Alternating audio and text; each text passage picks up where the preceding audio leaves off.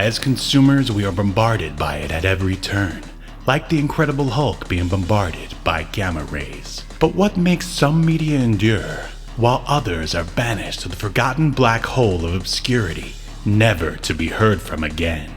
Who or what decides this? Hetero life mates Steve and Yahel want to know, and they want to know now. This is Obscurity Now.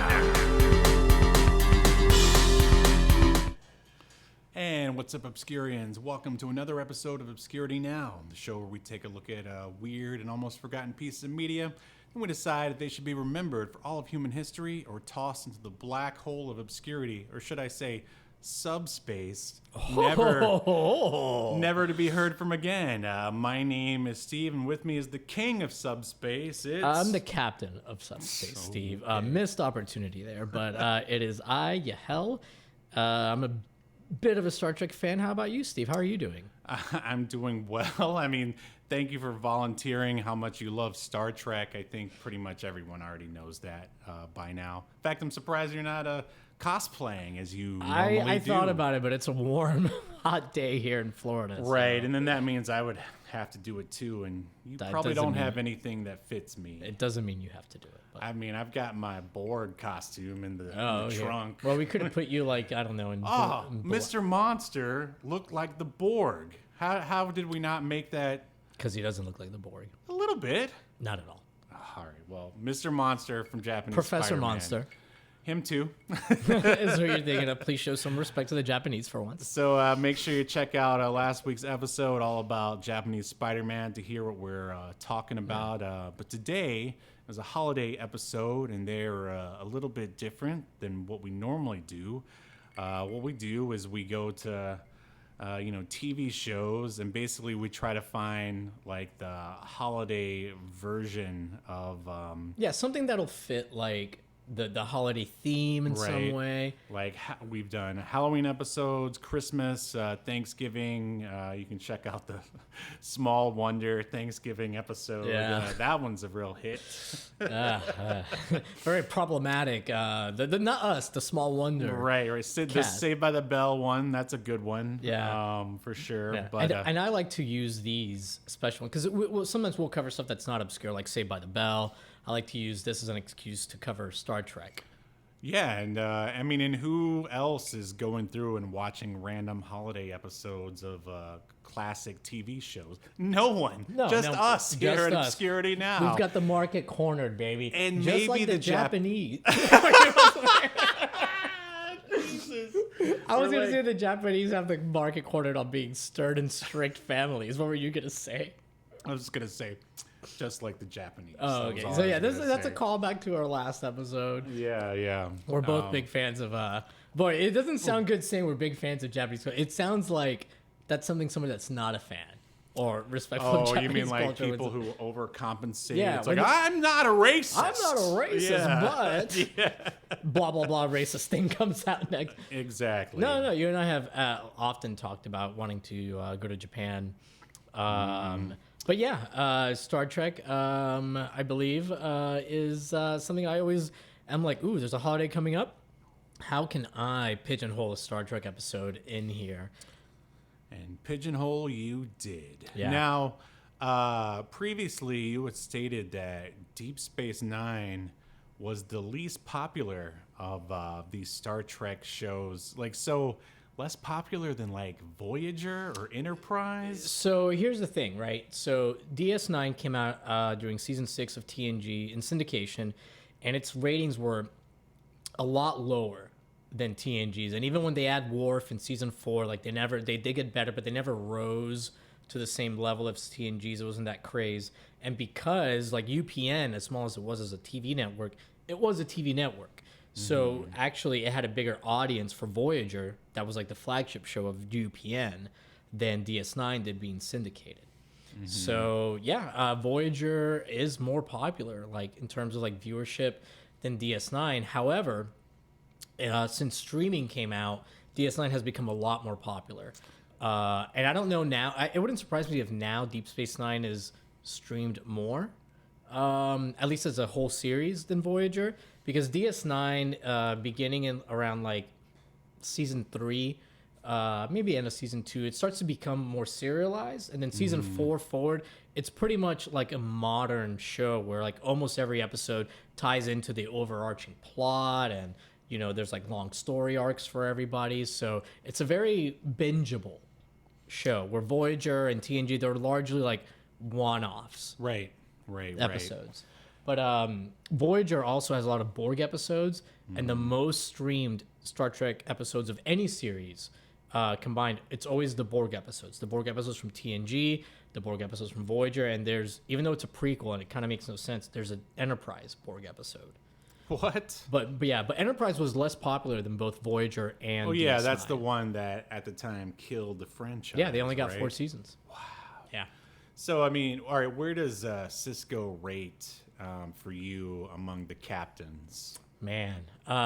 So I'm doing a DS9 rewatch right now, actually, on season 4.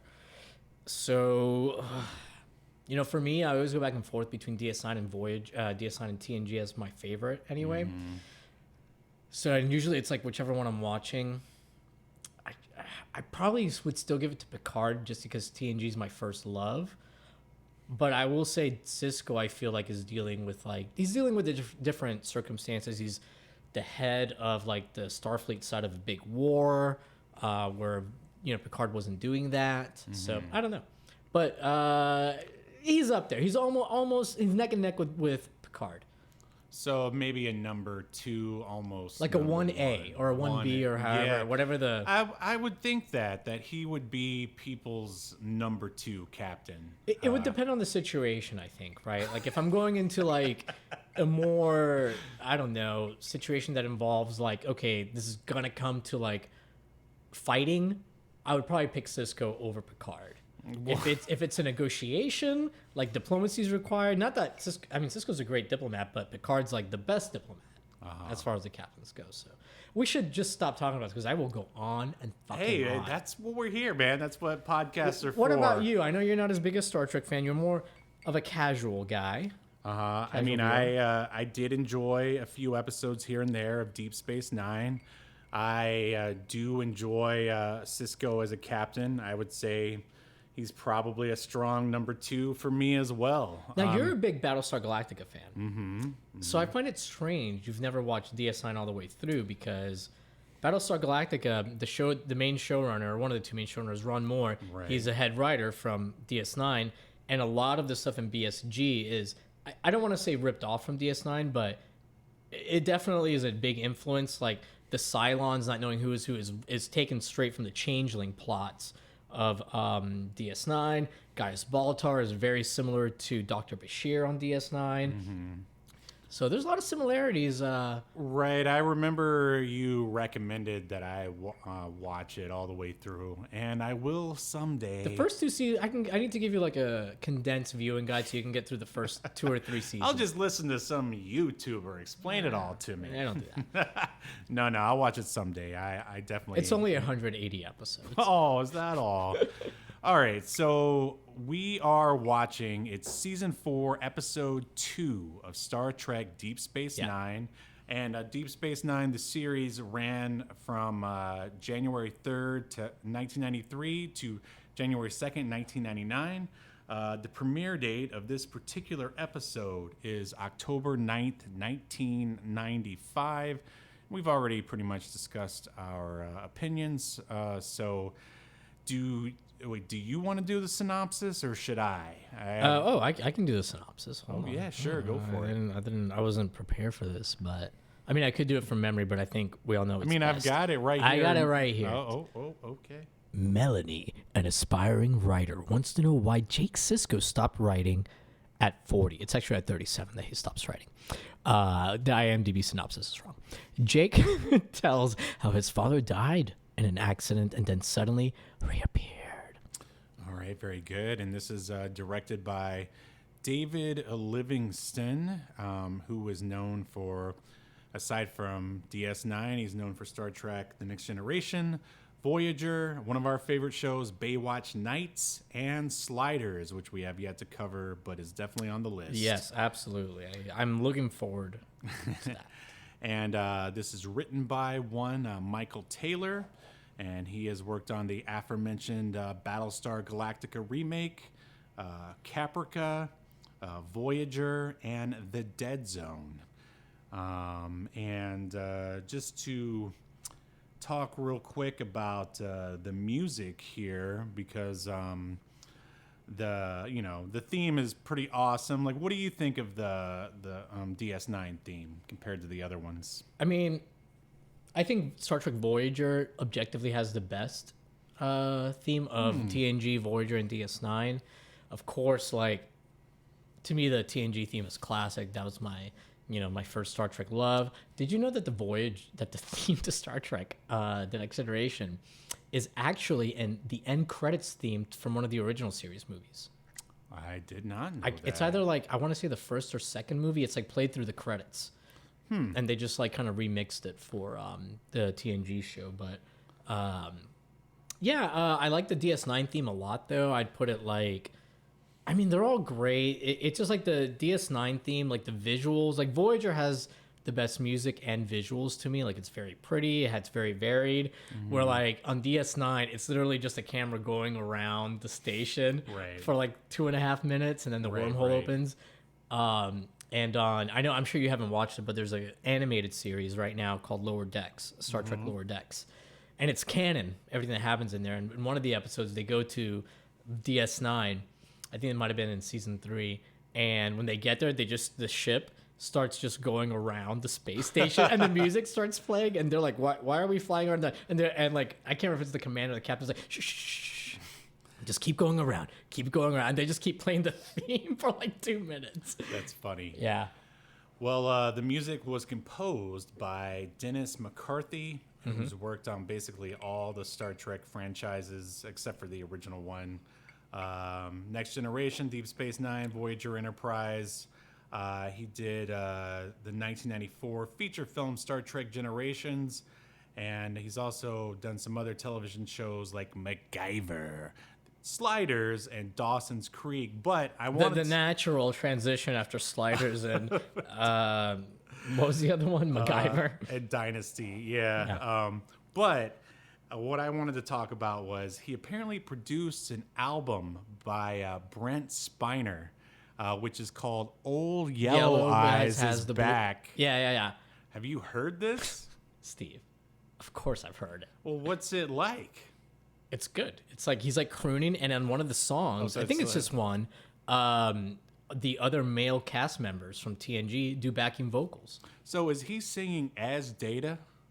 God, I don't think so. It's been a long time since I heard it. I believe it's because Brent Spiner is a very good singer. And coincidentally, I don't know if LeVar can sing, but I know like Michael Dorn and Patrick Stewart, Worf and Captain Picard, they can sing. There's nothing that Michael Dorn can't do. You can't stop him, even if you try. I believe you. I believe you. Dude, you need to watch season 3 of Picard. It is so fucking good. And Michael Dorn is basically a comedian. And Worf is basically, he's both the most like quote unquote like warrior-esque badass they've ever made him. He's also the most docile they've ever made him. And he's the most hilarious. Like purposely, like he's making jokes on purpose now. Nice. Like he's basically like a samurai. And it is fucking awesome. Did you know that there's talk? I'm sure you didn't. Anytime I say throughout this podcast, did you know? I know you don't know. All right, blow my mind. Well, this is lower your expectations. Okay. Season 3 of Picard, there's talk that it's going to be nominated for an Emmy for Best Dramatic Series. Good for them. That's great. I don't think there's been a Star Trek series nominated for that since season 7 of TNG, back in 1994. I mean, should I start crying or what? I cried many times watching Picard season 3. It really is good though. I think you'd like it. It's really fun. I'll put it on the list right after like 6 really seasons of DS9. All right. Well, there's only 10 episodes of season 3 of Picard. They do give away the ending of DS9. Okay. All right. Should we get into the cast, I guess? Please. All right. I'm not going to go over everybody because everybody's kind of important and it's a big ensemble cast. I'll mention the people that are probably like most important to this episode. Obviously, you have Avery Brooks, who plays Captain Sisko. Also important to this episode because they put him in aged makeup is Alexander Siddig, sometimes credited, I think, in this season of DS9 as Siddig El Fadil, or maybe it was El Fasil. But anyways, he plays Dr. Julian Bashir. Then you have Terry Farrell, who plays Lieutenant Jadzia Dax. We've got Tony Todd, the Candyman himself, as older adult Jake Sisko. Tony Todd has played a lot of characters in Star Trek. He plays Worf's brother in TNG and Deep Space Nine because they bring him back for that. He also plays Hirogen in Voyager, and he's got a couple other Star Trek appearances in games, and I think even other characters I'm not thinking of. We've got Aaron Eisenberg as Nog, the young Ferengi friend of Jake Sisko. Rest in peace. He was a really nice guy. He died a few years ago. Aww. He actually randomly started following me one time on Instagram, and he interacted regularly in my comments. Oh, wow. And I would see him do that with lots of other Star Trek fans' posts. So, really involved, nice guy. Jake Sisko is played by Sirach Lofton. This was, I remember the first episode. I don't know if I told you, I didn't watch DS9 when it was on the air. I think you mentioned that before. Because I was like, this is not my Star Trek. So I would catch a couple. You were all like, make Star Trek great again. I'm like, what? What are you talking about? Funny you say that, Steve. Gul Dukat, which is basically like Hitler he's basically Space Hitler. He's a Cardassian, and the Cardassians are basically Nazis, and the Bajorans are an allegory for the Jews and the occupation by the Cardassians. It's an allegory for the Holocaust. Long story short, Gul Dukat at one point, he's making this big speech to Cardassia, and you know what he says? Make Cardassia great again? Yep. He literally says that. Isn't that crazy? And he's like this fascist leader who's very Trump-like in some of his ideas. So very interesting you say that. But interesting indeed. He unfortunately, Gul Dukat is not in this episode. Melanie is played by Rachel Robinson, who is the daughter of Andrew Robinson from Hellraiser. Nice. He's also Garrick on Deep Space Nine. He's not a regular cast member, but he might as well be. He's like in 100 of the episodes or 80 of them, something like that. He's a major part of it, especially the last half of the series. And I think that is pretty much the major cast. This is mostly about a story about Jake Sisko and his father. But I do remember that this was like the episode that, because I watched it as an adult, which is what I was getting at. Because when it was on the air, I watched like the episode where like Riker guest stars. If there was a TNG person showing up, I would watch it. But otherwise, I didn't really watch it. Right. Later, as an adult, I watched like in 2014, and my mind was fucking blown. Because it's like a modern show, and like minor characters that maybe have a line in season 1 end up being super important by the end of the series. Right. I remember, that's happened. I mean, I experienced that through Battlestar Galactica for the first time. It's very much so like that. Crazy, yeah. Yeah, like, you know how you have, like, in Battlestar Galactica, like, what do they call them? Are they called the groundlings, like the crew that work on the ships? Those something guys, like that. Yeah. Like, there's some of them that, like, the first season or two, like, they don't really have a lot to do. They just have a line or two every once in a while, and then by the end, like, they're part of a big blown out of airlocks. Yeah, but they're a big character, right? Right. So it's like that. Like, Nog becomes like a huge character, even though when you first meet him, he's just like Jake's like little fucking annoying Ferengi friend, and I don't know. But anyways, when I was watching as an adult, I thought, oh, the kids are like pretty well written, like on the show, like they're not annoying. And then this episode, I was like, wow, the guy playing Jake, who at this point is like 16 or 17, he can fucking act. Yeah. I mean, everyone is great in this. Spoiler alert. For the most part. I knew you would like it. It's hard to hate this episode. I mean, I am for anything that Tony Todd is involved with. Like, he's a great actor, and he gets to show like range here that he doesn't always get to show. Took the words right out of my mouth. Yeah, I mean, he everyone knows him as Candyman, and he does a lot of like B horror and stuff because I'm sure that's what pays the bills. But yeah, this was a great showcase of his actual skills. Yeah, and it's funny to me like interesting how like part of the reason why he's always doing horror is because he's got that voice, right? That gravelly voice. And because of Candyman.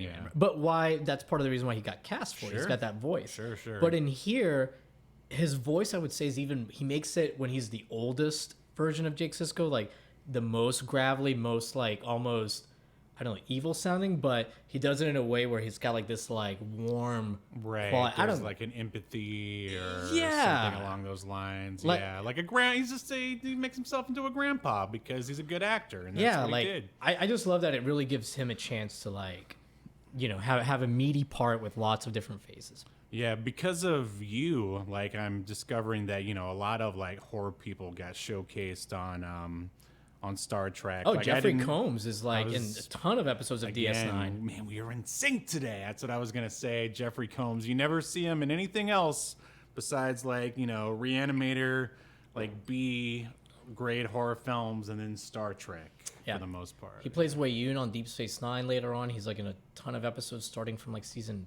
5, I think, forward. He actually plays three characters on DS9, and one of them is a recurring Ferengi. And in one episode, he plays both his Ferengi character and his other Wei Yun alien character. Nice. Yeah, and I feel like a third. I think he plays 3 people in that episode, so it's pretty fun. And he's on Enterprise too, Ashran. But all right, we should probably get into the episode itself do because I will try to condense this as much as possible. We open up in a house. It's on Earth.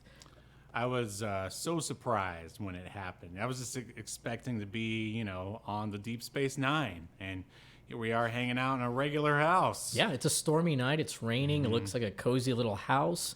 We see an old man kind of injecting something into his neck. We don't know what it is. And then there's a knock at the door. This older man answers, and there's a young woman there named, who we later find out her name is Melanie. She's looking for refuge from the downpouring rain. He, lets her in. And after a few minutes, she reveals that she's a budding writer and that she's looking for Jake Sisko. The older man confirms that he is indeed Jake Sisko. And she basically asks why he stopped writing at the age of 37, that she read like his 2 books, which is basically Anselm and then some collected stories. Jake Sisko takes a moment and responds that he stopped writing because of something that happened to him when he was 18 years old. He says it's like the worst thing that could ever happen to a young child. His father died. What a cold open. Yeah, right. I was like, I knew, well, I guess I wasn't really thinking about anything too much until, they actually show it happening. and then I sort of like figured out how this was going to go, basically. You know what I mean? Yeah, like, I mean, if you know anything about Deep Space Nine, even have like the most, little amount of knowledge, like Sisko isn't dying here in season 4 when it has 7 seasons, Right. But it's all about, it's not even so much about like, to me, this story about like the A to Z of like, okay, well, what's going to happen to keep Sisko from actually being dead by the end? It's really about the story of the father and the son and how they care for each other, which is why I picked this for Father's Day. Yeah. I mean, great choice. Yeah. All right, so we get into Act 1 after the credits. Jake Sisko talks about how he was really close to his dad after they both lost... they lost Jake's mother, Sisko's... Benjamin Sisko's wife. That's who she was. That would have been weird if it was both their moms. Yeah. Anyways, so they were on the Defiant, which is like a ship that Deep Space Nine eventually gets. It's like a warship.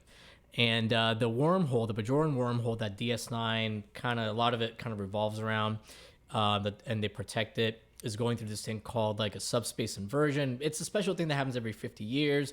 And Benjamin Sisko tells Jake, like, hey, I know you're working on this book, you're writing it, you're in this, he's basically like in quarters. He's like, you need to like poke your head up from your writing. Life is happening around you. This event only happens like once every 50 years. You'll regret it if you don't see it. And he's like, hey, if you like come and see this, then afterwards I'll read what you wrote and give you some feedback on it, which is a callback to an episode from the previous season where like Jake first tells his dad about his writing and lets him read some of it. And his dad's like very surprised and impressed and gives him some good notes. And All right. and Jake really appreciates it. So, anyways, Jake agrees. But as they're leaving the room, the Defiant is rocked by something. We don't know yet what's going on, but like, they stammer, they like hit the wall. Cisco's like, hey, Jake, you stay here. I'm going to go. Cisco gets like a call, I think, on the intercom, and it's like, hey, you need to get down to engineering. So Captain Cisco tells Jake to stay in the room. We get a voiceover from Tony Todd where he says, normally I would have stayed in the room. I would have done exactly what my dad says. I know better than not to, but something told me to follow him this time. So Jake ends up following his dad into the engineering room. Captain Cisco sees that Jake is there, and rather than going to the, I like how they don't do the whole, what are you doing here? Like Captain Cisco's like, fuck it, you're here, help me out. Yeah. He does have a look like, why'd you follow me kind of look. Right. And he's like, Jake, I need a whatever futuristic tool. Go look for it over here. Because there's like people, there's like engineers that are like, have been knocked out or maybe killed or on the floor. Jake finally finds a tool. His dad puts it into this like other piece of equipment and turns it. And they stop the warp core overload that's about to happen. And Jake goes over, Captain Cisco goes over to Jake, and then there's suddenly a big energy discharge from the warp core. It kind of hits both of them, but mostly Cisco, Captain Cisco. All this white light comes around him. He like waves around in the air is the best way I can describe it. And then he like disappears. It looks like he's been vaporized, basically. Yeah, man, I was really taken aback by it. I was like, vaporized already? Yeah, and like Jake watches it all go down in front of him. Yeah. So then there's a memorial service for Captain Cisco held on the promenade. And one thing I really like about this shot is they got a shit ton of extras. Like the promenade is a huge set. It's got 2 stories for those that haven't seen it. I mean, it's way bigger than any set on TNG by far. And it looks like there's maybe like at least 100 legit people there. Something like that. Jake talks about how Jake felt like a lot of people said lots of things about Cisco. A lot of people came out because his dad was considered a religious figure for the Bajoran people, but Jake couldn't bring himself to say anything. He talks about how everyone did their best on the crew of DS9 to console him. This is Jake talking about this, where like Quark, who is notorious for he's like a Ferengi, he's Nog's uncle. He owns the bar on DS9. He's notorious for like being cheap, like all Ferengi, wanting to make the most money.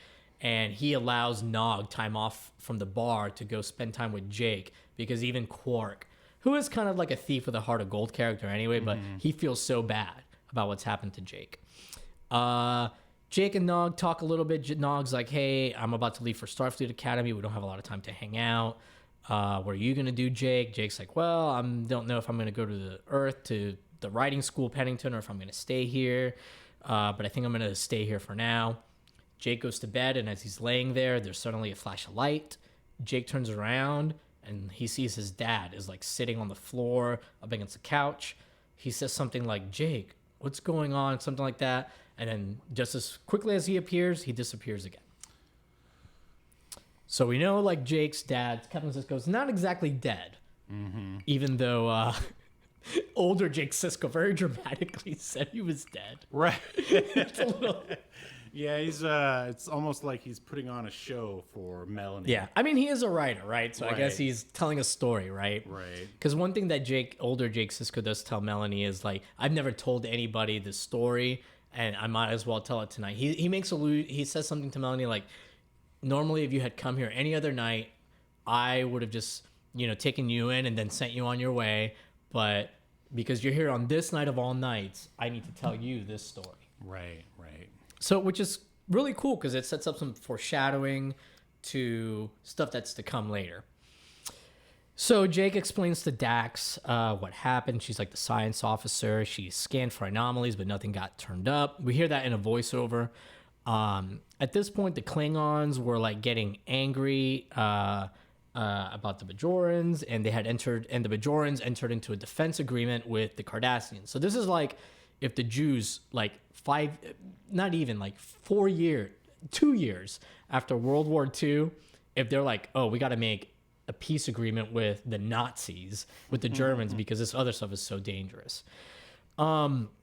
So, anyways, it seems like war might be breaking out with the Klingons and the Bajorans and Cardassians, and Deep Space Nine would be the battle lines. So, a lot of people have evacuated the station. Nog is gone. He's gone to Starfleet Academy. And Jake is still at DS9. This is about a year after his dad, quote unquote, died. Kira and Worf try to get Jake to convince him to leave. He declines. We get this really cool scene where Kira and Jake are talking. I really like the lighting here. Yeah, it was good. And Kira is like, and this is where you get to like see like Jake has some acting chops, you know. Kira and Jake have this heartfelt discussion. Jake tells her like he can't leave because his dad made this a home. At the beginning of DS9, like Jake doesn't want to be there. His dad doesn't want to be there. His dad wants to leave Starfleet. Did you know that? I did not know He's that. mad because Captain Picard killed his wife when he was Locutus. Wow. And in the first episode That's messed up. of DS9, guess who comes to give Captain or Commander Benjamin Sisko, I should say, some orders? Picard. Picard. And they have a very tense conversation on the Enterprise. And Picard is like, oh, I don't think, he's like, hey, how you doing, Commander Sisko? And he's like, oh, we've already met. He's like, we have? And Sisko's like, yeah, on the battlefield. He's like, when? He goes, Wolf 359, which is when Picard was a Borg and killed a ton of people from Starfleet and the Federation. And he goes, yeah, you killed my wife. Maybe he doesn't say you killed my wife, but he says he met him there. And Picard is like, oh, I see. And then it's like a very tense, cold conversation. I just imagine them like just staring at each other in the eye and shaking hands like this. But it's great, dude. The opening of DS9 is the Battle of Wolf 359, and you see like how his wife died, and he had to be dragged away from pulling her out of a fire. Like, it's crazy. It's good stuff. You'd like it. I'm gonna check it out someday. I promise. Anyways, point is, Kira says, "All right, Jake, you can stay until I tell you have to leave because the situation is so dangerous." Right. I like Jake says he doesn't want to leave because without DS9 he'll have nothing. He's basically saying, "My dad made this a home." So sad. Yeah. But I mean, it's good though. Yeah. He says like he made this home. My dad made this a home, and if I leave, this is the last. DS9 is all I have left of him. You know. Yeah, it's very sad, and the delivery from both of the actors is phenomenal, and the lighting is just so good. Yep. A few months later, Jake again finds his dad in a corridor on DS9, but this time Jake goes up to him. He's able to touch him, and you hear in a voiceover that like now he knows it's not an illusion. That before he wasn't sure, but this time he physically touched him. Commander Sisko gets taken to the infirmary. So there we have like Dax, Bashir, O'Brien, the three smartest ones, the engineers and scientists and doctor. They figure out that Benjamin Sisko, the dad, is stuck in a temporal inversion. He's falling in and out of sync with normal time. He's disappearing into subspace. And for Sisko, Commander Sisko, the passage of time doesn't happen unless he's in our reality, unless he's out of subspace. Right. So he's not aging. To him, a few minutes ago, he was like on the Defiant, basically. So everyone tries to save him. Like O'Brien's like, oh, maybe if we do a containment field, we can hold him here, because Bashir figures out like, oh shit, in a few minutes, this is going to happen again from the readings he took. We got to figure out a way to keep him here. So in the meantime, like Sisko is on a like bed in the infirmary in the sick bay talking to Jake, and Sisko begs his son to reassure him that he's going to be all right and to move on with his life. But Jake, and this part always makes me cry. When Benjamin asks Jake how he's doing, and he can't answer, he just starts crying. Yeah. So good. Anyways, Sisko again ends up vanishing. Jake yells no, and he like runs after the bed, and he's just like so heartbroken. Yeah. Man, what do you think about it up to this point? I mean, because you've never seen this episode. No, I didn't know what to expect at all. I mean, of course, seeing that Tony Todd in it, I mean, that definitely, raised my interest. And yeah, I mean, just this is almost like, in a way, it could almost be like a stage play or something. Just you could do this with a few people, right? Yeah, just the way all the interplay and the emotion of it all. Yeah, and it's so well written and sad. We probably shouldn't be talking about it on this show, but whatever. Here we are. I was like, oh, Steve's a father. This will get him. And it did. It did. I mean, it gets me, and I don't even like kids. As you know, Steve, I have a vasectomy. Well, you were a kid at one point. Right. And you had a dad. So it works either way, I suppose, Steve. But this is actually the reason why I got a vasectomy. I was like, I can't ever be this sad about my child. Well, you never know when Professor Monster is going to use them against you. So anyways, Jake tells Melanie that he couldn't bear losing his father. That it was harder to lose him a second time because now it's even worse knowing that his dad is alive, but he's like stuck or unstuck in time and unable to reach him. Melanie's like, I can come back later, but Jake tells her, you can't because I'm dying. This is the last time I can tell you that. Then it's weird because they go to commercial, or they would have gone to commercial, and then they come back and Jake's like, kind of shrugs off that he's dying. He tells Melanie, well, that's just something old people say to... Right. It's like, of course we're dying. We're all dying. That's just something we say to, like, keep the attention of young people. He tries to pass it off as a joke, but I think it's more that, like, Jake sees how, like, concerned Melanie is, and he's trying to, like, reassure her. Right. Is what I get from it. Right. So she assures him that he doesn't need anything and he's fine.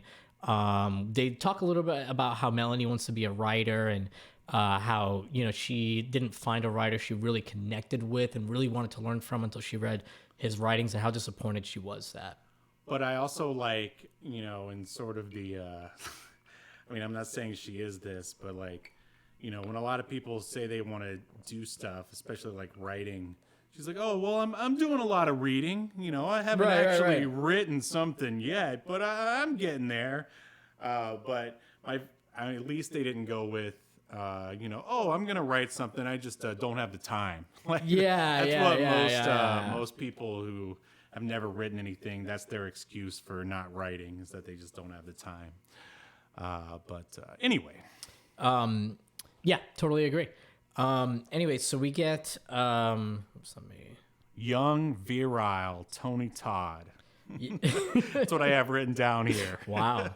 So Melanie asks what happens next, and that's when we see... we get a little bit of a voiceover. Or actually, I think he tells her in person. Oldest Cisco tells her, Jake Cisco tells her that Dax and Chief O'Brien spent the next few months trying to find a way to get Ben back.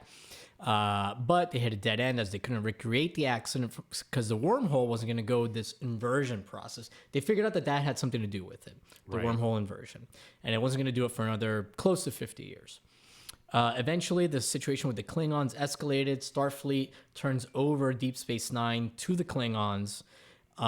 So Jake has no choice but to leave DS9. We get a cool shot of young Jake Sisko in a shuttle, and in the window you see like DS9 is there getting smaller as the shuttle leaves. And they did a really good job of comping this because you still see Jake's reflection in the window. So I mean, this is fourth season, so like 1996 maybe. So pretty good for the 90s. Yeah, pretty good effects, I gotta say. Jake moves back to Earth. He does end up going to the Pennington School, which he got an offer to write for the Pennington School at season 3. So before this. So this is like already there's like ongoing threads from like previous episodes. Nice. He ends up moving to Louisiana where like the Ciscos are from. Like Jake's grandfather has a restaurant there. Yada yada. Anyways, he ends up marrying a Bajoran woman named Corina. And all was well. Everything was going on great. And this is when we get the flashback to virile, young, mid-30s Tony Todd. And Nog shows up. And like now Nog, because this is into the future, like, I don't know, like almost 20 years, he's now a Starfleet commander. Mm-hmm. Nog is the first Ferengi to ever join Starfleet, by the way. So this is a spoiler for the series for you. But Jake, like little Nog, has this impassioned speech to like Commander Sisko because he needs a letter of recommendation to even get into Starfleet because he's not a Federation citizen. And it's a scene where you find out the guy playing Nog, the kid playing Nog, also is a great actor. Yeah. So the Klingons are beginning to let Starfleet ships go back to the wormhole because it's been like 20-something years, almost 20 years since Jake had to leave DS9 and relations are a little bit better again with the Klingons now. So they're letting Starfleet go back to the wormhole to see how the Dominion, which I'm not going to get into that, it's the big baddie of DS9, and they're on the other side of the wormhole. So Nog is there, though, with Jake and his wife to celebrate Jake winning this award for his collected stories. Jake seems happy and settled, and everything's going great. One night, Jake does a different day. Jake is up late working on his latest novel. And he's talking to Karina, his wife. He's like, hey, you should design the cover. And suddenly there's a flash of light. Jake already knows what it is. But he's very surprised by it. Jake goes over to the next room. And who does he see there? Benjamin, his dad, lying on the couch. So Karina called Starfleet Science. They said they're going to be there like as soon as possible. And all Commander Sisko wants to know is how his son is doing. Right. He's happy to hear that Jake got married, that he published 2 books. He's so proud of him. But of course, Jake, similar to when he saw his dad on the bed, kind of breaks down. He's upset at everything that his dad had missed out on. He's mostly upset at himself because he feels he gave up on his dad. Yeah. But at this point, like, Jake had no reason to think like he would ever see his dad again, because at one point in the earlier scene, I should have mentioned, Jake asked Nog if the Klingons ever told Starfleet that they saw Sisko. And no, it was never reported. So, right. Because everybody assumed it had something to do with being around the wormhole. Like, he has to be at the wormhole. And apparently not. It has nothing, it's not tied to the wormhole, at least at this point. So Ben Sisko tells Jake that all that matters is that, I'm sorry, I got a little lost in my notes here. So yeah, Ben is telling him how no one would expect Jake to wait so long, and that he's proud of him and all he's accomplished. He just wants to know if he's a grandfather or not. If he's got any grandchildren. Yeah. Just being the typical supportive dad. Yeah. And like Jake and Benjamin Sisko is genuinely happy to be there. And it kind of makes sense, right? Because like Ben Sisko, no time has gone by for him. So he hasn't had like 2 decades of longing to see his son, you know? Yeah. This is all a surprise to him. And so it's really not that painful for Commander Sisko, the dad, Right. other than seeing the pain that his son goes through. Sure. You know, Ben tells Jake that even though he's not there, it's pretty funny. Like, he's like, hey, just because I'm not around a lot doesn't mean I don't want grandchildren. Suddenly, Commander Sisko disappears again, and Jake is distraught.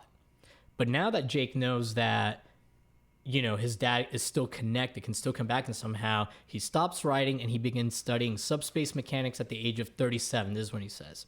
In an attempt to get his dad back, initially his wife Karina supported him, but eventually he was so obsessed with getting his dad back that his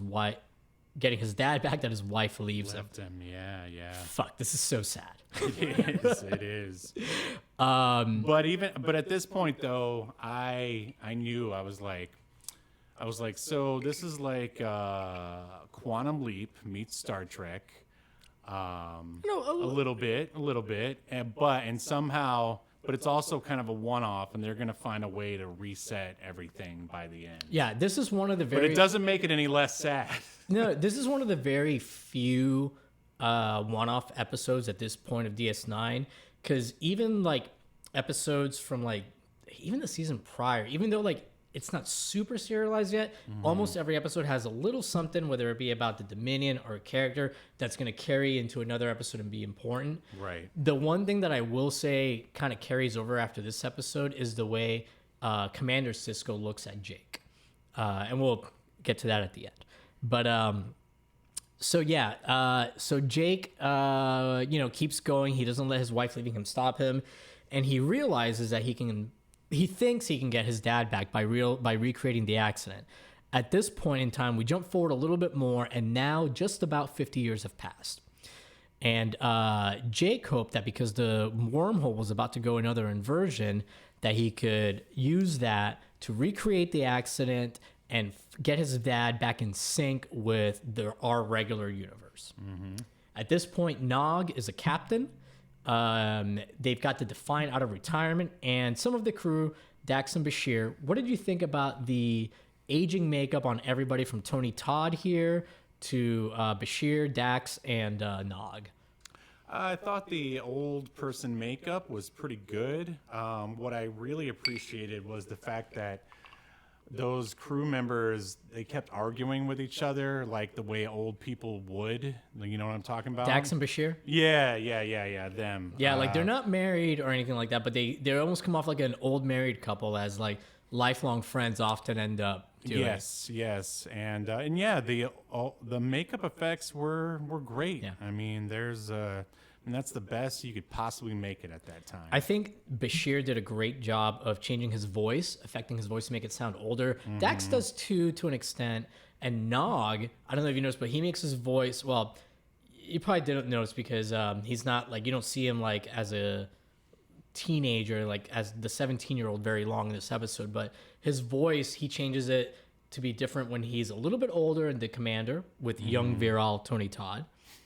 And then now he makes his voice sound even a little older. Yeah, I noticed a little difference. He makes it sound just a little bit. And Tony Todd also like changes his voice with each age just a little bit. Nuanced acting all around. Yeah. And another little tidbit I like, the uniforms that now Dax and Bashir and Nog are wearing, they are the uniforms used in the final episode of Star Trek The Next Generation, where they go into the future, and there's like 3 timelines, and one of them is in the future. Oh, so they're wearing the uniforms from that future, and the comm badges are different, and they're the same comm badges used there.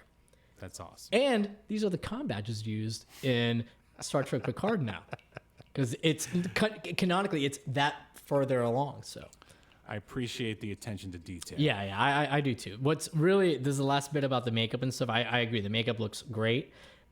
Terry Farrell now, she's not quite as old as her character is here, Dax, but she looks so good. She looks so much better than this old makeup made her. Honestly, she looks almost the same as she did in DS9, as does Kira. The only difference is they have gray in their hair, basically. Nice. Like, these women held up, like, amazingly. You're like, I would still make sweet love to honestly, the entire cast of Deep Space Nine looks almost the same.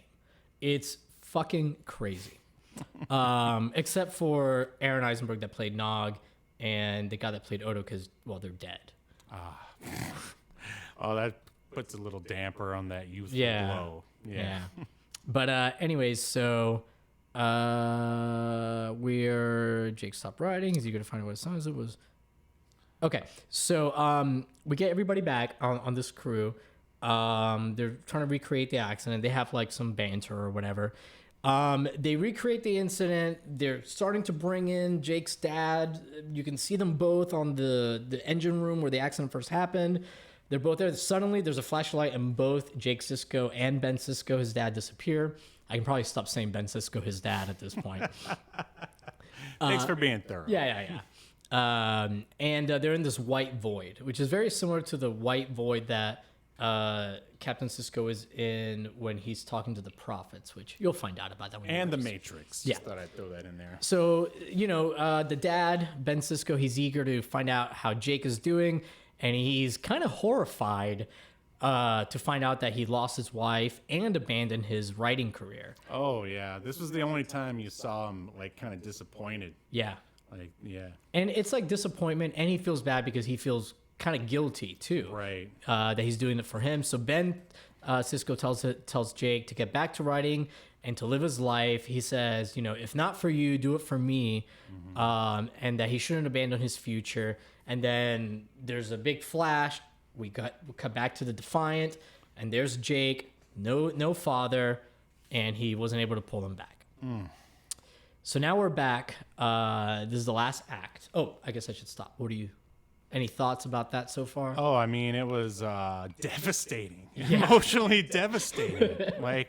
And I was going to ask, and maybe we should save it to the end, but do you think this is kind of like an allegory for, because it's weird. It's almost like the wayward dad who maybe works too much and the son doesn't get to see him, or is it maybe, your sort of cats in the cradle thing? No, because one of the things about DS9, and it's from the beginning, Benjamin Sisko is a very involved father. Right. I'm not saying that he, that the characters that, Benjamin Sisko is not a good dad or anything. I'm just saying this episode in particular, is it like a metaphor or an allegory for, it's sort of just, or a microcosm for what like a kid who only sees his dad occasionally would go through. Do you get what I'm saying?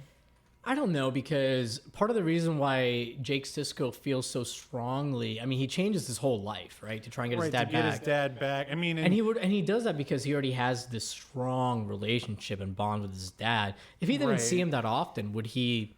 Yeah, I mean, maybe I'm reading too much into it, but maybe there's aspects of it or not. I don't think that was the intent. I don't think like that's a wrong interpretation per se, because one thing that Star Trek tends to try to do, especially 90s and early 2000s Trek, is they tell you a story, but they also want to leave a little bit up to you for you to be able to apply it to your own life and your own situation. So sure.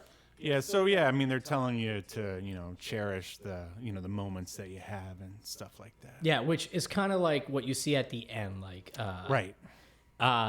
And it may be part of that because this is like really right when the Dominion War is really starting to heat up. And it could be something that you can say like as a reminder for Sisko, the dad, to like, hey, be mindful of what you have and like appreciate it. And right. And also for kids to get your nose out of the books and hang out with your dad. Yeah, there's a lot of like little lessons. Sure. Like any good Star Trek episode, there's several little lessons you Absolutely. could get out of there. So we're back now at the old Jake Sisko house. Melanie asked why he didn't go back to writing after all this. And Jake Sisko reveals that he did go back to writing. He wanted to honor his dad's wishes. He's got a new collected works. He points to where it's at on the desk. Melanie's looking at it. He says, hey, I'll give you a copy. And she says, well, can I have this? And he's like, well, it's got all these handwritten notes on it. She says, well, I want to, that's why I want it. I want to see like the things you change and why. And he's like, oh, because you want to be a writer. And he's like beaming that she wants to be a writer. So she gets to have those notes. Then I guess this is for time. They don't really show it, but I guess they fall asleep. Because now it's like the next morning. Maybe they're talking all night. We don't really know. But now it's like the morning. And this is obviously like an indoor set. But the way they did the lighting, man, they did a good job making it seem like sunlight. Like, oh, yeah. It was beautiful. I was very surprised. Yeah, it's a gorgeous set. Excuse me. So the next morning, Jake, Melanie's already left. And at this point, Jake makes Melanie promise to enjoy life. And he actually repeats. This kind of goes back to your point about looking up every once in a while in life, because he repeats what his dad told him on the Define. He says, just promise me that as you're like writing and reading my stuff and learning, that every once in a while you'll look up to see what's around you. And he quotes his dad almost verbatim. He says, look around you, it's life that's happening. Yeah, and it's a good lesson for everybody. For sure. So now it's the next... Put down the phone, kids. Get off your TikTok. Continue to watch Obscurity Now. You can put us on speaker, bro. Yeah. You don't got to look at your phone. Yeah, you can listen to us while you live life, is what I'm saying. Yeah. All right, continue. All right, so that's the next morning. Melanie's left. Jake opens his eyes, and who does he see sitting next to him? His dad. And at this point, Jake, before he fell asleep, he grabbed like a copy of his latest writing. But Jake knew the whole time, it's mentioned earlier, that his dad was coming. In fact, I believe he tells Melanie that he's coming. And Melanie knows at this point that Jake is dying for real and that this is his last night. But she leaves. She honors his wishes. So Benjamin Sisko, the dad,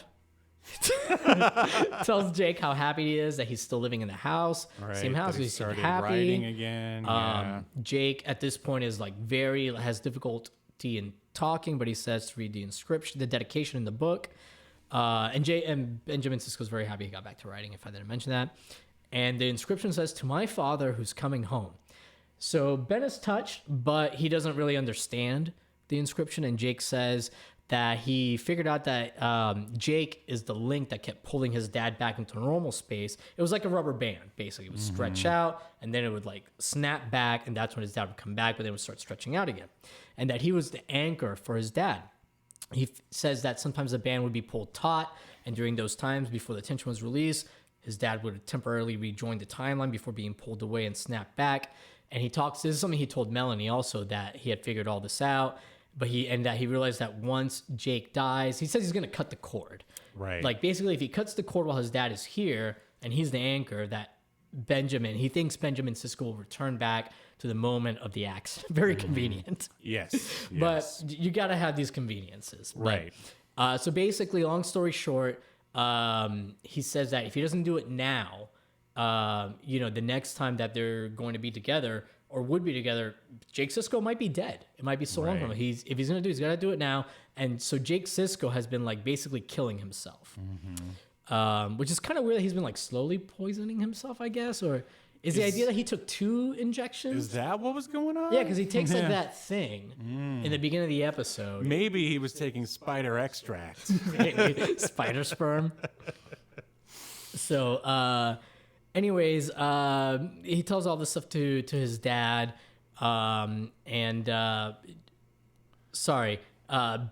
the dad, is He's horrified. He's horrified. Yeah. And he pleads to his son not to do it and that he shouldn't sacrifice himself for him. But Jake explained that he had to and that by doing this, he's saving 2 lives. Yep, the lives of Ben Sisko, the dad, and Jake, and the boy that Jake was, and the boy that needs his father. He also shows Ben that it's too late. He's already done it. He points to like the injection thing. And Ben is devastated. He holds him, they're crying. And then suddenly, and I like that they didn't do like some big flash or anything. It's just like hard cut. Yeah. I wanted to see, the lightning and the warp and then Ziggy and The Ziggy, the comic strip. No, from Quantum Leap. I think even Ziggy, the comic strip. No, that doesn't make any sense. So anyways, we do like basically a hard cut. And Benjamin Sisko, Commander Sisko. He also tells him to make sure he dodges the energy blast or whatever it is. Jake Sisko tells Ben, just remember when you're back to dodge the blast from the warp core. Which luckily, one would think that if you reset everything, you won't remember anything from the past, but we're going to go with it. Well, but the whole thing is like the time hasn't been reset. I think that's a mistake you're making. Ben Sisko has lived all of this. He just hasn't aged. So for Benjamin Sisko, it's been like, I don't know, like 10 minutes. Right. Basically. I understand that, yeah. So it's not like, it's resetting the timeline for everybody, but not for Ben Sisko. Right. Ben always lived everything. Right. Come on, keep up. Forgiveness, please. This is one of the least complicated time travel stories in Star Trek. There's really no, I guess there's a little bit of time travel, but not really. So Ben finds himself back on the Defiant and the engine rooms moments before, or right after he had put in the tool that saved the ship. This time he jumps and he dodges the energy discharge. He also tackles Jake in the process to make sure it doesn't hit Jake. And Jake is like, how did you know to get out of the way? And Ben says that I guess he was lucky this time. But then he grabs Jake and hugs the shit out of him, knowing that, and he says something like, "Oh, now we have a second chance." Right. And then it does end a little abruptly. It cuts to the shot of was it the Defiant or the space station? It cuts to a space shot. Yeah. Roll credits. Yeah. Well, they packed it full of story. Yeah. So anything you'd like to add to that synopsis, or any thoughts on the final act? Just like I thought, they reset everything, but it doesn't feel cheap or anything. Like the emotional journey that they send you on, and the lessons that there are to be learned, and just a 45-minute episode is just priceless. Yeah, it's a great episode of television, not just Star Trek. Yeah, it's great writing. I'm kind of already sort of talking about my review. Well, we both talked about why don't we go ahead and give our? Let me run the bumper, and then we'll do this thing. Remember, our moderated. Next with the question. All right, so we're gonna mix it up a little bit. All right, so obviously, no one wants to toss Deep Space Nine into the void. So it's more about this episode. Right. So, do you think that season 4, episode 2 of Star Trek Deep Space Nine, The Visitor, is the perfect Trek episode to watch with your dad? Yes. This is actually an episode I've used to introduce people into Star Trek in general. Or I've also used it to introduce people that have watched TNG and don't want to give DS9 a chance because it's not a space station. I don't want to. It's not like Star Trek. Because I think this is a Star Trek episode that, like, people don't know Star Trek can do this, that they can tell these kind of stories. Right. They think of Star Trek like being like a Star Wars ripoff or Star Wars or light. just original Trek. Yeah. Of, William Shatner doing his thing. Yeah. And Star Trek is definitely, especially 90s and 2000s Trek, it's definitely like its own, it's a morality play more than anything, more than sci-fi. So I think it's perfect to show anybody, I guess, unless they recently lost their dad or son. That would be devastating. Yeah, you don't. Because there's no subspace wormhole to get them back. Yeah, you don't want to show this to least- somebody who's lost their dad or son. Right. Maybe a few years later, if they want to remember how much they missed them. Right. Well, my dad was never into sci-fi. I mean, I could probably get him to sit through it. I don't know what he would think about it. This episode? But I mean, I think it's great. Would your dad watch it? I mean, he wouldn't now because of the dementia. But I didn't know about that. Jesus. but it's fine. Yeah, I mean, I think I probably could have gotten him. I mean, if I would have asked him to watch an episode of Star Trek with me, he would have watched an episode of Star Trek with me. Do I think he would have enjoyed this? I think so, especially if there were Spanish subtitles. Because there's not like a lot of techno babble kind of stuff in this. Right. There's a little bit, but it's explained like in a very like layman's kind of way, and it's not important to the story really. No. So yeah, I think he would have liked this. But yeah, overall, a great episode. I mean, I would say if your family is like used to like science fiction and for some reason you haven't watched this episode with your dad, you should probably give it a shot because it's pretty amazing. Especially if you have a good relationship with your dad. Or if it's a mediocre one. If it's a bad one, I don't know if you want to watch it. Maybe you could win him over with it. Yeah. It's like, hey, or Dad. Maybe you're the problem and he needs to win. Maybe your dad needs to show this to you. There you go. All All right. right. I remembered, obviously. Remembered. All right, here we go. In accordance to Obscurity Now, the most important streaming YouTube podcast in all of the internet, you shall be remembered. Yes. Good show. Good show. But I think you mentioned earlier it doesn't feel cheap. And I think the reason why it doesn't feel cheap, or one of the reasons, is that, Captain Sisko still carries on. It's not a total reset. He still has the emotional weight of everything that happened, and he knows what his son would be willing to do for him. Right. And Sisko already kind of treats his son, not that he doesn't treat him like a teenager. He's supposed to be 17 here. But he's always treated his son with a lot of respect and treated him about as much as an adult as you want to treat a 17-year-old. But after this, especially once he turns 18 and Jake Sisko becomes a writer, later a journalist on some dangerous assignments and stuff, like Ben's like respect and ability to like let his son be his own man increases. So it does like have a little bit of carry throughout the series. And I really like that it's not a total reset. And even though like Jake Sisko doesn't know of any of this stuff that happened, because in essence it never really did happen, like he's still the same Jake Sisko that would do all those things and would kill himself for his dad. Yeah. So it doesn't change the core. You know what it reminds me of? When we watched the Hercules Legendary Journeys pilot. Yeah? Sure. Come on. I think this might be a little more powerful. But it's the same Deus Ex Machina, basically. Yeah. But in a good, and they're both, Hercules is a little more fun than this episode, but they were both, this is like Academy Award winning stuff where Hercules is Emmy.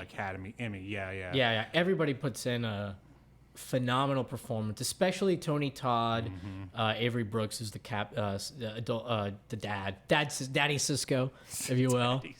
Space Daddy. Yeah, and Sirach Lofton as Jake Sisko. They're the three ones that are featured the most, and they absolutely kill it. But everybody, even the supporting cast. But DS9 is like a show like littered with great actors. So. Oh yeah, absolutely. Well, that's our show, everyone. Let us know what you think about Season 4, Episode 2, The Visitor of Star Trek Deep Space Nine in the comments. Yeah. And I should add, sorry, one last thing. Okay. For those worried that this might have spoilers, because like I mentioned, there's this big story arc. If you're like on the fence about watching DS9 and you haven't, the only spoilers you're going to get from this, which aren't that major, is you are going to get 2 spoilers. We've already talked about them. Worf. At this point, this is the second episode that Worf is in, technically the third. So Worf, spoiler alert, joins the cast of DS9 in season 4, and Nog does get into Starfleet Academy. Those are kind of like the only spoilers you really get, but everything else is pretty self-contained. Any other episode from season 4 of Deep Space Nine will give you like major spoilers for everything else. Do you think there's people out there right now who are just like, I want to get me into some 90s Trek? Oh, yeah.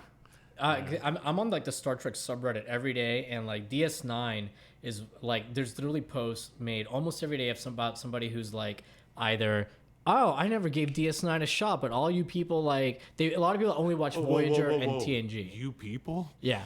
But you people here told whatever, and like I really like it. And there's almost every week like multiple posts that are just titled something to this extent. Just watch The Visitor for the first time. ... And then people will go on about, the OP will go on about, I cried, I couldn't believe how emotional this was, yada yada. Are you going to post this episode in that subreddit? They don't allow posting of self-promotion. Damn. All right, that's the it. mods there are like Nazis. They're like Cardassians. What a bunch of Cardassians. All right, well, thank you very much for watching / listening to this episode, and we will see you next Sunday as we continue to discuss more obscure media only on Obscurity Now. See you next time. You've been enjoying Obscurity Now, a podcast that's recorded live to tape and streamed to Twitch and YouTube. Subscribe so you never miss an episode or hilarious quip. Take us with you by following the download links provided in the show notes to wherever you get podcasts. And take notice of our various social media links. If that's what you're into, I'm not here to judge. And make sure you join us live next week at 6 p.m. Eastern, 3 p.m. Pacific as we continue to discuss more obscure media only on Obscurity Now.